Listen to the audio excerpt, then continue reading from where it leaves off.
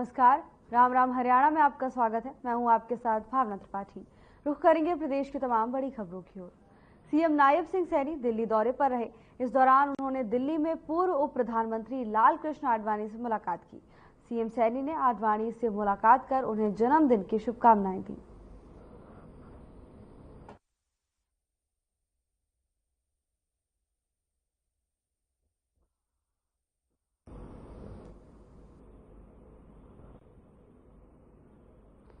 तस्वीरें दिल्ली से सामने आ रही हैं, जहां हरियाणा के मुख्यमंत्री नायब सिंह सैनी दिल्ली पहुंचे। इस दौरान उन्होंने पूर्व उप प्रधानमंत्री लाल कृष्ण आडवाणी से मुलाकात की और उन्हें जन्मदिन की बधाइयां दी।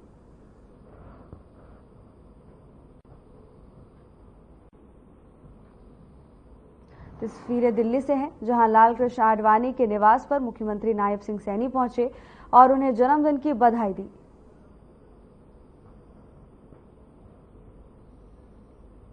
हरियाणा सरकार के ऊर्जा, परिवहन एवं श्रम मंत्री अनिल विज मीडिया से मुखातिब हुए और मीडिया के सवालों के जवाब दिए। विज ने शिमला के सीआईडी दफ्तर में हुए कार्यक्रम के दौरान समोसे और केक को लेकर सुक्खू सरकार पर हमला बोला है। बता दें कि सीआईडी दफ्तर में हुए कार्यक्रम में हिमाचल प्रदेश के मुख्यमंत्री सुक्खू भी शामिल थे।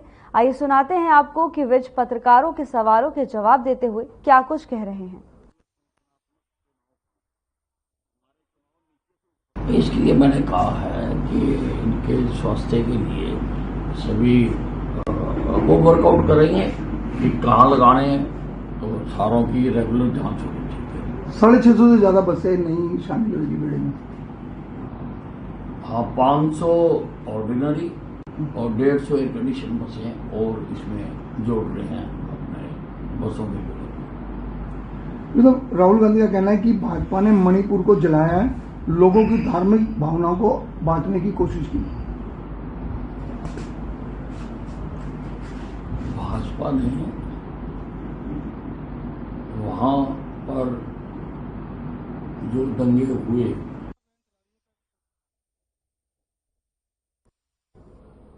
बल्लभगढ़ नगर निगम में पूर्व कैबिनेट मंत्री और बल्लभगढ़ से विधायक मूलचंद शर्मा ने अधिकारियों की बैठक ली और वहां के विकास कार्यों की समीक्षा की। इस मौके पर उन्होंने कहा कि इलाके की जनता को किसी भी तरह की दिक्कतों का सामना नहीं होना देंगे। इस संबंध में अधिकारियों को दिशा निर्देश भी दे दिए गए हैं। बता दें कि इस मौके पर उन्होंने कांग्रेस पर भी निशाना साधा। विधायक मूलचंद शर्मा ने कहा कि कांग्रेस के पास इन दिनों कोई काम नहीं है। कांग्रेस की ना तो केंद्र में और ना प्रदेश में सरकार है और अगले 20 साल तक कांग्रेस सत्ता में आने वाली भी नहीं है।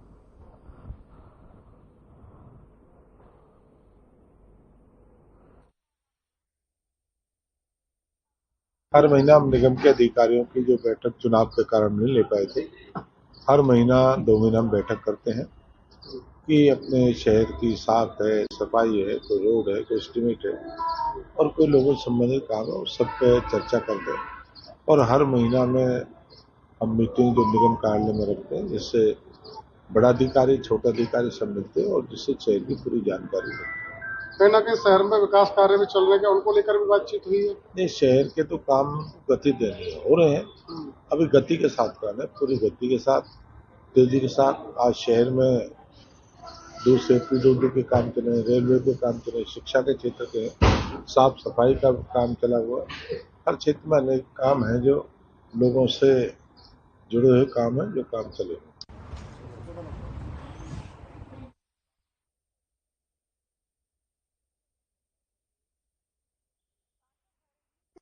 और बीजेपी नेता मोहित चौधरी ने पार्टी के सदस्यता अभियान को लेकर तोशाम स्थित अपने निवास स्थान पर कार्यकर्ताओं के साथ बैठक की।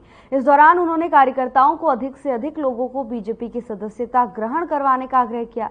इस मौके पर उपस्थित कार्यकर्ताओं को संबोधित भी किया। उन्होंने कहा कि बीजेपी नेता मोहित चौधरी ने कहा कि प्रधानमंत्री नरेंद्र मोदी ने सन 2047 तक विकसित भारत बनाने का संकल्प लिया है, जिसके चलते बीजेपी का बड़े स्तर पर सदस्यता अभियान चल रहा है। आगे प्रधानमंत्री जी की सोच है कि 2047 तक भारत को दुनिया का सबसे विकसित देश बनाए। इसीलिए आज उन्हें सदस्यता अभियान शुरुआत की गई, जिसमें प्रत्येक विधानसभा के अंदर जिम्मेवारी लगाई गई है सभी साथियों की। मैं भी इस पार्टी के अंदर एक सह प्रभारी भी हूँ और एक मेंबर हूँ। मैं आज ये मीटिंग का उद्देश्य केवल यही है कि ज्यादा से ज्यादा हमारे तोशाम हल्के के अंदर, भिवानी जिले के अंदर एवं महेंद्रगढ़ जिले के अंदर ज्यादा से ज्यादा सभ्यता अभियान के अंदर बढ़ चढ़कर हिस्सा लें और साथी बढ़े।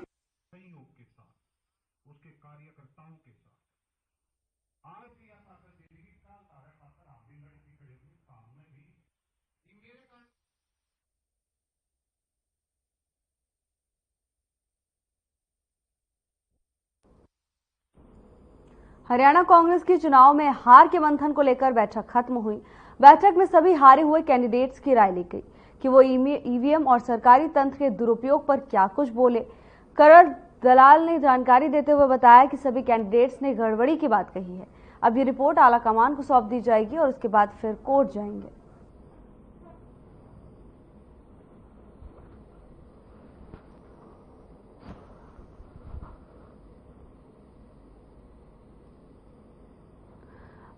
विधानसभा चुनाव के नतीजे आने के बाद कांग्रेस लगातार मंथन कर रही है। इसी संबंध में कांग्रेस ने एक मंथन किया जिसपे विधानसभा चुनाव के नतीजों को लेकर चर्चा की गई। इस दौरान सभी हारे हुए उम्मीदवारों से बातचीत की गई, तो वहीं ज्यादातर उम्मीदवारों ने ईवीएम पर हार का ठीकरा फोड़ा है। करण दलाल ने पूरे मामले को लेकर जानकारी साझा की है। उनका कहना है कि अब रिपोर्ट तैयार कर ली गई है और जल्द ही आला कमान को सौंप दी जाएगी। हरियाणा विधानसभा चुनाव के नतीजे के आने बाद से ही लगातार कांग्रेस में मंथन का दौर तेज हो गया है। मैराथन बैठकों का आयोजन हो रहा है। तो इस बैठक में हारे हुए उम्मीदवारों से चर्चा की गई। झज्जर में एक बार फिर से तेज रफ्तार का कहर देखने को मिला। यहां विपरीत दिशा से आए एक ट्रक ने एक गाड़ी को टक्कर मार दी और इस हादसे में गाड़ी में सवार परिचालक को गंभीर चोट आई है, जिसे गंभीर हालत में झज्जर नागरिक अस्पताल ले जाया गया। यहां उपचार के दौरान उसकी मौत हो गई। मृतक की पहचान साइद निवासी राजस्थान के तौर पर हुई है। झज्जर नागरिक अस्पताल में शव का पोस्टमार्टम करवाने आए हैं। पुलिस के जांच अधिकारी ने इसकी जानकारी दी। फिलहाल पुलिस मामले की जांच कर रही है।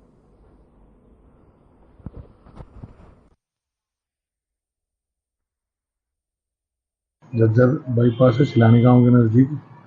वहाँ ये राजस्थान की गाड़ी नंबर है RG नंबर, जिसको अपना भाई ये जफरुद्दीन चला रहा था। इसका कंडक्टर साथ में बैठा था।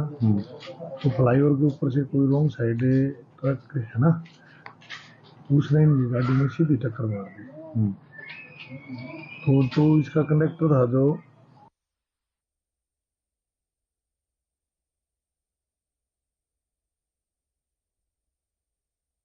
जाखल क्षेत्र में एक व्यक्ति की संदिग्ध परिस्थितियों में मौत हो गई। मृतक का शव जाखल के रतिया रोड साधनवास रोड के किनारे पड़ा मिला है और उसका सिर फटा हुआ है। उसकी बाइक काफी दूर रोड पर दुर्घटनाग्रस्त मिली है। पुलिस घटना को सड़क हादसा मानकर चल रही है, तो वहीं परिजन और गांव के लोग हत्या की आशंका जता रहे हैं। फिलहाल मामले की तफ्तीश जारी है। जानकारी के अनुसार जाखल गांव के सिधानी गांव के निवासी गोरा जाखल अनाज मंडी के आड़ती सतीश कुमार की दुकान पर मुनीम का काम करता था और रोजाना की तरह रात को काम निपटाकर बाइक पर घर की तरफ रवाना हो गया, लेकिन वापस नहीं लौटा, जिसके बाद सड़क किनारे खेत में उसका शव बरामद हुआ है।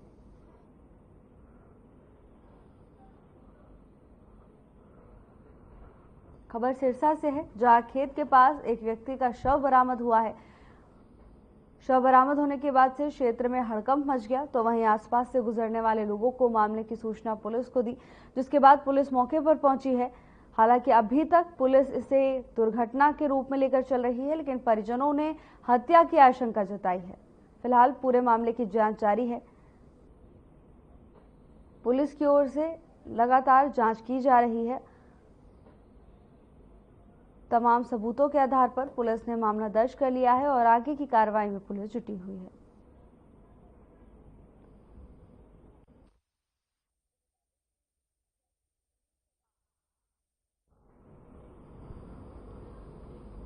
हरियाणा, पंजाब और चंडीगढ़ में अब 4 साल से बड़ी उम्र के बाइक सवारों को हेलमेट पहनना अनिवार्य हो गया।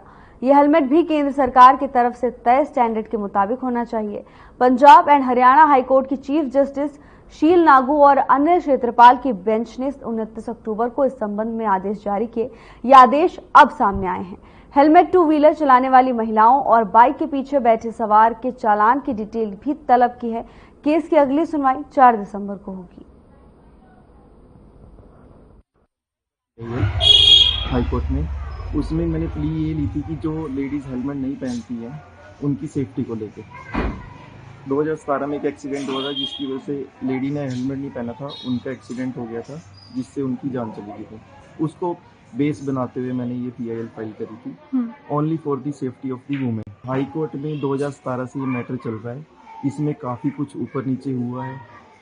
चंडीगढ़ एडमिनिस्ट्रेशन ने रूल अमेंड कर दिया था, लेकिन home ministry, union home ministry ने इसको एडवाइजरी नोट इशू करते हुए इसको एग्जम्प्ट कर दिया था। एग्जम्प्ट करने के वेरी नेक्स्ट डे एक एक्सीडेंट हो गया था जिसमें एक लेडी की जान चली गई थी हेड इंजरी की वजह से। बट उसको मैंने बेस बना के प्लेसिंग ऑन रिकॉर्ड किया। जज साहब ने डायरेक्शन इशू करी, भाई ये एग्जम्पशन क्यों हुई है, गलत हुई है, इसको फिर से इम्प्लीमेंट किया जाए और चलान काटे जाएँ जो विदाउट हेलमेट जाते हैं। हरियाणा के बख्ता खेड़ा गांव में शराब के ठेके के सेल्समैन से 3 अज्ञात बदमाशों ने लाठी डंडों से मारपीट की। मारपीट में सेल्समैन गंभीर रूप से घायल हो गया। घायल को जुलाना के सामुदायिक स्वास्थ्य केंद्र ले जाया गया, जहां उसकी हालत गंभीर देखते हुए उसे रोहतक PGI रेफर कर दिया। मारपीट की पूरी वारदात CCTV में कैद हो गई है।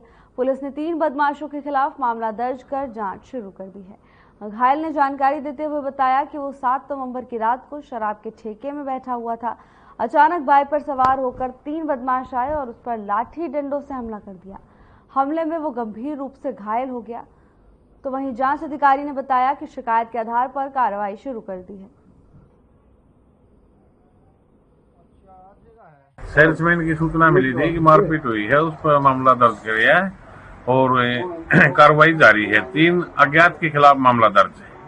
सर, ये मारपीट कौन से ठेके पर हुई है, कहाँ का रहने वाला सेल्समैन? ये बख्ता खेड़ा ठेके पे हुई है और सेल्समैन है जमौला का रहने वाला। जी सर, कितने लोगों के खिलाफ मामला दर्ज किया गया है? 3 युवकों के खिलाफ मामला दर्ज। क्या कोई पहचान हुई है उनकी? एक शायद पर है। जी सर, क्या नाम सर आपका? ASI कुलदीप सिंह।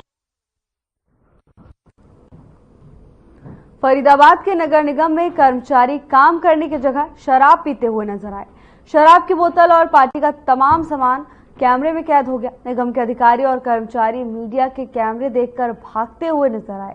पूरा मामला फरीदाबाद के सेक्टर 6 स्थित नगर निगम का बताया जा रहा है।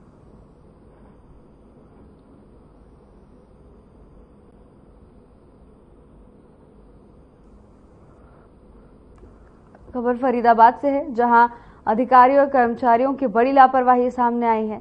आपको बता दें कि ड्यूटी के दौरान अधिकारी और कर्मचारी शराब का सेवन करते हुए पाए गए, तो वहीं कैमरा देखकर अधिकारी और कर्मचारी मौके से भाग गए। हालांकि शराब की बोतल समेत तमाम सामान कैमरे में कैद हो गया है। फरीदाबाद में नगर निगम में अधिकारी और कर्मचारी शराब का सेवन करते हुए नजर आए। पूंडरी के सामुदायिक स्वास्थ्य केंद्र के मेडिकल ऑफिसर डॉक्टर गौरव ने पत्रकारों से बात करते हुए कहा कि पूंडरी के सामुदायिक स्वास्थ्य केंद्र में डेंगू के उपचार से पहले जांच के लिए सिर्फ जिला स्तर कैथल जाना पड़ता था, लेकिन अब डेंगू के मरीज की जांच पूंडरी के सामुदायिक स्वास्थ्य केंद्र पर ही करा सकते हैं। डॉक्टर गौरव ने बताया कि सबसे पहले लोग अपने स्वास्थ्य के प्रति जागरूक रहें, अपने शरीर को अच्छी तरह ढक कर रखें, कहीं भी पानी इकट्ठा ना हो इसका ध्यान रखें, अपने कुल आदि का भी ध्यान रखें।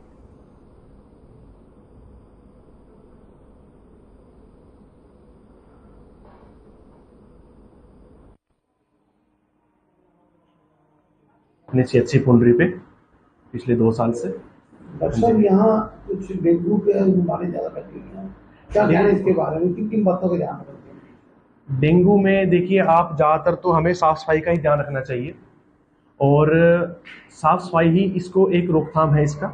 और अगर किसी को फिर भी पेट में दर्द है, बार बार उल्टी आ रही हैं और फीवर बना हुआ है और थकावट सी बनी हुई है, तो उसमें आप अपने आसपास के जो भी है CHC या PHC पे आके दिखाएं। हॉस्पिटल में जो मेरा टांग पर थोड़ी चोट लग गई थी जी, बच्चों, हाँ दवाई लेना, बच्चों को खिलाना चाह रहा था जी। हाँ बहुत बढ़िया जी। कब से आ रहे हैं यहाँ पे? मैं 7 तारीख से आ रहा हूँ जी।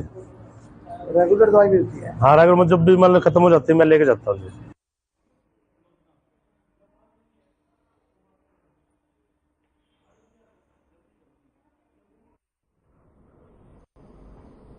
खबर सिरसा के नजदीक नोहर से है, जहां उप वन संरक्षक सुरेश कुमार ने नोहर के क्षेत्रीय वन अधिकारी पवन कुमार शर्मा के नेतृत्व में बड़ी कार्रवाई की है। बता दें कि अवैध रूप से प्रतिबंधित प्रजाति की लगभग 250 क्विंटल लकड़ियों का अवैध परिवहन करते हुए 4 पिकअप और 2 ट्रैक्टर को सीज किया गया है। आपको बता दें कि उप वन संरक्षक हनुमानगढ़ के निर्देशानुसार और क्षेत्रीय वन अधिकारी नोहर की तरफ से गठित रेंज गश्ती दल की तरफ से नोहर क्षेत्र में कार्रवाई की गई है। वन अधिनियम के तहत प्रकरण दर्ज कर आगामी अनुसंधान जारी है। अवैध लकड़ी परिवहनकर्ताओं के खिलाफ ये अभियान जारी रहेगा।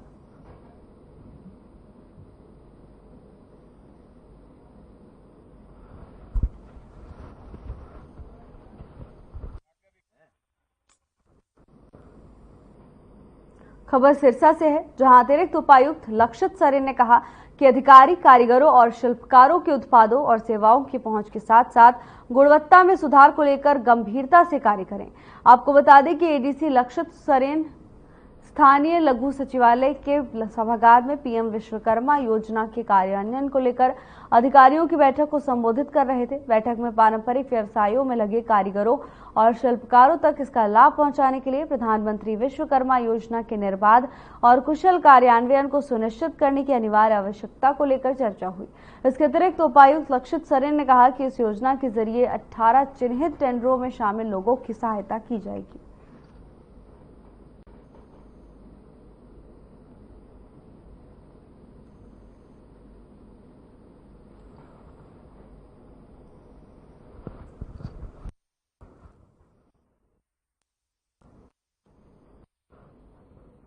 रतिया में धान घोटाले की हो रही कालाबाजारी को लेकर मार्केट कमेटी विभाग अब अलर्ट मोड पर गुप्त सूचना के आधार पर मार्केट कमेटी सचिव नरेंद्र कुंडू ने फतेहाबाद रोड पर 7 ट्रकों को कब्जे में लिया।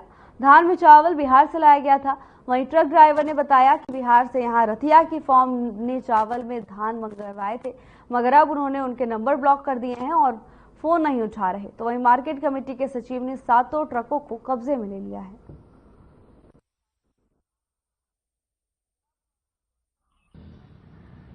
ये मामला, ये गाड़ी तीनों गाड़ी लोड हो गई है बिहार से। अभी ना पार्टी वाला फोन उठा रहा है ना ये ट्रांसपोर्ट वाला फोन उठा रहा है। बोल रहे रहने दो, हमको जरूरत नहीं है।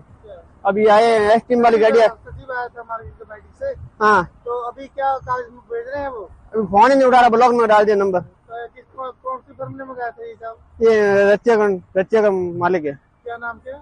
उसका नाम वरुण है। वरुण? हाँ। अच्छा, तो ये गाड़ी में क्या भरा हुआ? चावल है? जीरी, चावल की जीरी। सूचना मिली थी कि एक बालाजी धर्म कांटा के ऊपर गाड़ियां खड़ी हैं। उनको जाके चेक किया, उन्होंने कागज नहीं दिखाए हैं। उन गाड़ियों को अपने साथ यहाँ ले आए हम। अभी वो कह रहे हैं कि 10-15 दिन में हम कागज दिखा देंगे। कागज देखने के बाद फिर बता पाएंगे। कहाँ से ये गाड़ियाँ? ये तो बिहार से कह रहे हैं ना, फर्म का नाम नहीं बताया अभी तक।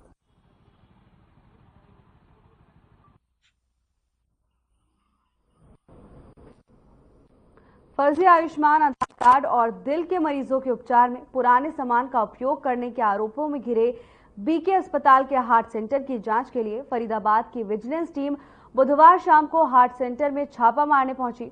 इस दौरान एसआई संतराम के नेतृत्व में हार्ट सेंटर पहुंचे आधा दर्जन कर्मचारियों ने हार्ट सेंटर के कैथ लैब में रखे सामान की जांच की और सामान को जब्त किया और कुछ दस्तावेजों सहित कुछ मशीनें अपने साथ लेकर चले गए।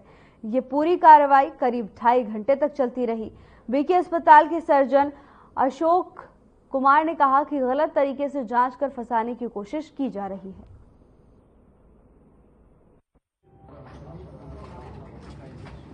कोई जबरदस्ती नहीं कि मुलाजिम ने गिनती करे, सीजर में मोड़ा है, कॉपी इनको दी है, कोई जबरदस्ती नहीं। तो किसी के साइन करवाए? हाँ कराए, इनके स्टोर जो इनका था उनके साइन कराए, स्टोर कीपर। हाँ साइन कराए, पता किसी उन्हीं अधिकारी ने उच्च अधिकारियों ने साइन करने से मना कर दिया। ये कह रहे कंज्यूमेबल आइटम है, हमारा यूज का आइटम है, इन्होंने हाँ इन्होंने साइन करने से मना किया कि अगर ये इक्विपमेंट ले जाते हैं या स्टेलाइज आइटम्स है तो आगे पेशेंट को दिक्कत होती है। 4-5 पेशेंट यहाँ रहते हैं, 4-5 पेशेंट है तो फिर 4-5 इक्विपमेंट हो रही है, कम से कम 1.5 से इक्विपमेंट्स किस लिए रख रखे पुराने। पुराना आइटम था जो आप लेके जा रहे सर। हाँ, पुराना आइटम ही तो इनकी टीम बताएगी, इनको मैंने सुबह कहा भी अपनी टीम लेकर आ जाओ, पुराना नया तो आप देख लो। जो बीके अस्पताल फरीदाबाद है उसके अंदर ट्रिपल पी मतलब प्राइवेट पब्लिक पार्टनरशिप के तहत मेडिट्रेना कैथ लैब चल रही थी जो हार्ट सेंटर था, और उसमें कल शाम को विजिलेंस की टीम ने कोई रेड किया और उसकी कोई कंप्लेंट मार्च के अंदर विजिलेंस में की हुई थी। उस बारे में ये जो जांच की गई और कुछ उनके इक्विपमेंट वगैरह सीज किए हैं विजिलेंस ने। उसके बाद से उन्होंने वो जो पेशेंट थे, 3 पेशेंट उनके इंडोर थे, वो डिस्चार्ज कर दिए, रेफर कर दी, और कार्डियोलॉजिस्ट ने रिपोर्ट नहीं किया। अभी जो मेरे पास रिपोर्ट आई उसमें ये है कि उनका जो HR वगैरह कुछ स्टाफ वहाँ पर उपस्थित है, लेकिन कोई पेशेंट वहाँ पर एडमिट नहीं है। बयाना जाने वाली सड़क पर एक साइकिल सवार दूध ले जा रहा था, तभी सामने से आ रही बाइक और साइकिल की टक्कर हो गई, जिसमें बाइक और साइकिल सवार दोनों को गंभीर चोटें आई हैं। घायलों को नागरिक अस्पताल इंद्री में भर्ती कराया गया। तो वहीं इस विषय में जानकारी देते हुए डायल 112 के कर्मचारियों ने कहा कि उन्हें सूचना मिली थी कि बयाना जाने वाली सड़क पर मुरादगढ़ गांव के पास साइकिल सवार की बाइक से टक्कर हो गई है और इस टक्कर में लोग जख्मी हुए हैं। तो वहीं पुलिस ने घायलों को एम्बुलेंस के माध्यम से अस्पताल में भर्ती करवा दिया। घायलों के बयान के आधार पर कार्रवाई की जा रही है।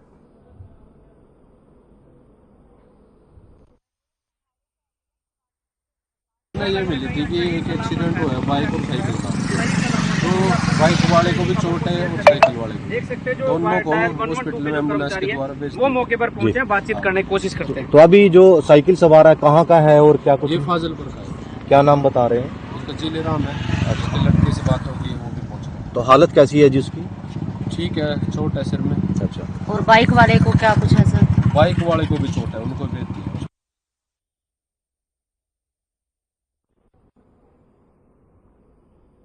भिवानी के गांव बपोड़ा के सरकारी स्कूल में टीचर की कुर्सी के नीचे शरारती तत्वों ने पटाखा नुमा बम लगा दिया। हादसे के बाद शिक्षा विभाग के अधिकारी, गांव के सरपंच और ग्रामीण मौके पर पहुंचे। बता दें कि इस घटना में टीचर को गंभीर चोटें लगी हैं। घटना की जानकारी मिलते ही block education officer Shiv Kumar मौके पर पहुंचे। सूचना पाकर डायल 112 की गाड़ी भी मौके पर पहुंच गई और जांच में जुट गई। वहीं इसको लेकर खंड शिक्षा अधिकारी शिव कुमार ने जानकारी साझा की। उन्होंने कहा कि जो भी इसमें दोषी मिलेगा उसके ऊपर सख्त से सख्त कार्रवाई की जाएगी। तो वहीं ग्रामीणों ने बताया कि एक कमेटी बना दी गई है जो इस मामले की जांच करेगी।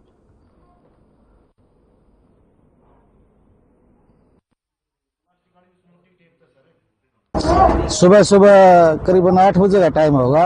प्रिंसिपल साहब का अपने सुग्रीव सरपंच के पास फोन आया और मैं सुग्रीव गांव के और 2-4 मौजूद आदमी हमारे हाई स्कूल जो राज के 12वीं तक का स्कूल उसमें आए।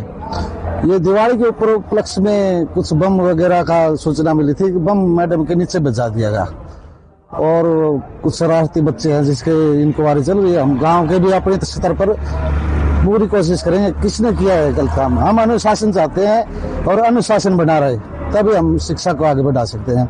और हम बच्चों से माँ बापों से, हमारे गाँव वासियों से भी निवेदन है कि अनुशासन बनाए रखें। ये सही है जो हो रहा है, इंक्वायरी चल रही है। क्या सूचना मिली थी सरपंच साहब और ये प्रिंसिपल साहब का फोन आया था, बोले जैसे ऐसे पटाखा बजिया है। अब तो पटाखा ही सुनका है, फिर देखा थोड़ा ज्यादा धमाका था। हाँ, कुर्सी टूटी हुई थी, वो बार पड़ा हुआ था।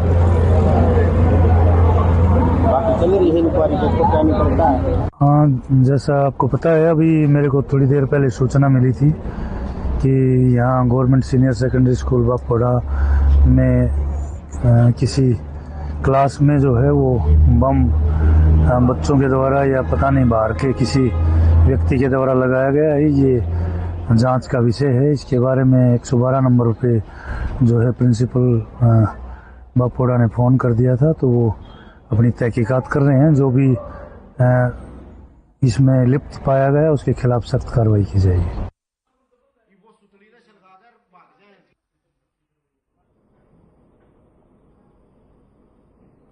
फिलहाल के लिए बस इतना ही। जल्द हाजिर होंगे नई अपडेट्स के साथ। नमस्कार।